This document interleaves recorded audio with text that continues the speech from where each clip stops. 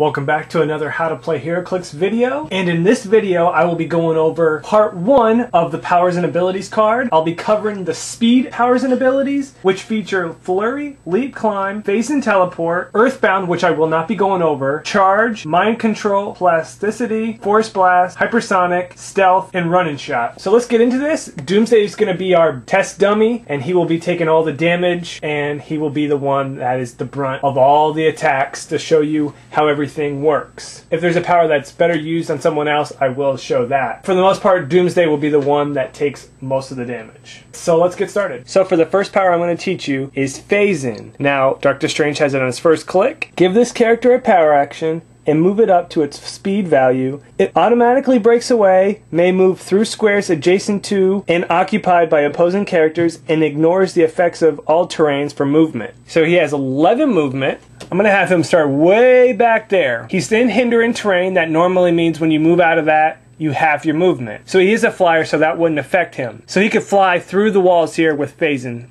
and go through that. Now when he gets to the character, when it's his turn to move, he can just break away automatically and then go through the walls or go through anything. I mean, like right here he can fly around, but for the most part, it's free automatic breakaway. So now this back row here has Leap Climb. When you give this character a move action, it automatically breaks away and may move through squares adjacent to, occupied to opposing characters, and ignores the effect of hindering terrain, elevated terrain, outdoor blocking on movement. When you give this character a close combat action, it can target the character regardless of elevation. Here's a good example. The character is in hindering terrain. Normally this character would only be able to move half of its movement. Its movement is 8, so if it didn't have Leap Climb, it would only go 4 squares. 1, 2, 3, 4. She would be able to make it to him, but in this scenario, if you move him over here, she wouldn't be able to. But because she has Leap Climb, she can still move her full movement, which is 1, 2, 3, 4, 5, and then she can still move 3 squares. So let's put it right there. So that's a good example of how to use Leap Climb to get to a character, but another way to use Leap Climb is if you want to move away from a character. Instead of rolling Breakaway, you can just move away using Leap Climb, and you just automatically break away. 1, 2, 3. So that's pretty much the basic use of Leap Climb. Now I'm going to go over a pretty cool power called Plasticity. This character adds 2 to his D6 roll when it breaks away, and opposing characters may subtract 2 from their D6 roll when they try to break away. So we'll just put him next to the character. If this character wants to break away, he only needs to roll 2 through 6 to get away. Normally it's 4 through 6. For example, if you put Tara next to the checkmate, she would have to roll a 6 to break away. So this Plasticity is a really good power to tie up a figure. This character really cannot get away from this character. She does have a power that I do want to go into next, which is Force Blast. Now what Force Blast does is you can roll a D6, and whatever the result is, the character gets moved back that many squares away. That's a pretty cool power. Not a lot of characters have that, but it's a pretty decent one. So for Force Blast, give the character a power action and roll a d6. A single adjacent opposing character is knocked back from this character a number of squares equal to the result. So say she rolls a 4, this character goes back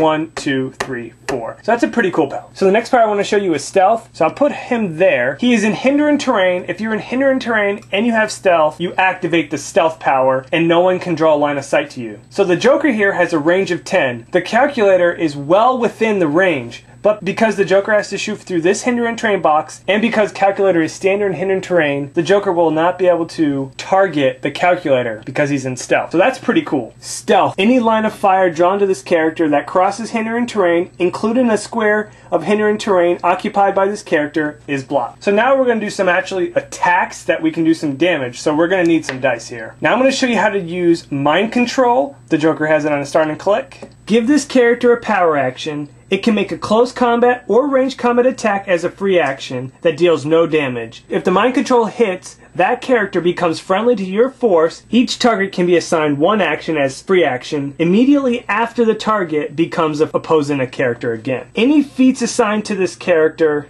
cannot be used by this character if it's mind controlled. The character that mind controls the other character takes 1 click of damage for every 100 points of the character. A character with 0 range, when he uses mind control, can use it up to 4. Alright, so enough of that. Joker has 10 range, so he's well within Doomsday's range to mind control him. He has a 9 attack, Doomsday has a 19 defense, but because he's in hindering terrain, it gets bonused up to a 20. So let's get a roll here. Joker misses the roll, he rolled an 8, so he does not get the mind control, and he doesn't take any damage. Now let's just give Joker a 10 and say that he hits the target. Now Doomsday is controlled by the Joker. Now Doomsday then can attack Tara using a 9 attack on a 16. Doomsday hits that and would do 5 damage to Tara. 1, 2, 3, 4, 5. You would give Joker a token for that, and because Doomsday is 261 points, the Joker would take 2 clicks of damage for using that mind control. So that's pretty much how you do mind control. Alright, for the next power, I'm going to show you how to use Hypersonic. Give this character a power action, it automatically breaks away and can move through adjacent squares to opposing characters. During this move, this character can, as a free action, make a close combat or a ranged combat attack when its range value is half for the attack. This character must be in a square where it can legally end its movement in order to make the attack. So a quick run through the power. If he's based with the character, he can automatically break away without making a roll. And if he's starting in this position here, he can move all the way over here, make a close combat attack, and then continue his movement around. This is a very powerful ability, and it's really hard to control. Or he can move his range and then shoot and then move. So it's really up to you what you want to do. And what I'm going to do here is use Hypersonic. To here, he's going to use a close combat punch. 11 and 19, he needs an 8. I roll a 9. That hits. He does 5 damage. Doomsday reduces the damage by 2 because he has invulnerability. 1, 2. He has the white power. Once you hit that, you stop taking damage. And then I'm going to have him continue his movement back there. So that's basically how you use Hypersonic. Alright, now I'm going to show you how to do Run and Shot. Give this character a power action, half its speed value for the action, move this character up to its replacement speed value, and may be given a ranged combat action as a free action. So Nihilus has a movement of 8. When he uses Run and Shot, it would be a 4. 1, 2, 3, 4. He does have Psychic Blast, which will cut through any defensive powers, but just for this, I don't want to get it too confusing. I won't use Psychic Blast. I will just do the normal straight damage. He has a 10 attack. Doomsday has a 17 defense because he's standing in hidden terrain. It'll be bonus up to an 18, and he has invulnerability. Nihilus needs 8 to do damage. As you can see there, he misses, but that's a crit miss. On a crit miss, the character that attacks takes 1 click of damage, and he would be given a token even though he missed. I've got 2 more powers I want to show you. This one is Charge. Give this character a power action, half its speed value for the action, move this character up to its replaced speed value, and then it may be given a close combat action as a free action. A character with this power ignores knockback. If he's on clear terrain, he would be able to move his full charge, which would be 4. So it would be 1, 2, 3, 4. He has a 9 attack on a 17.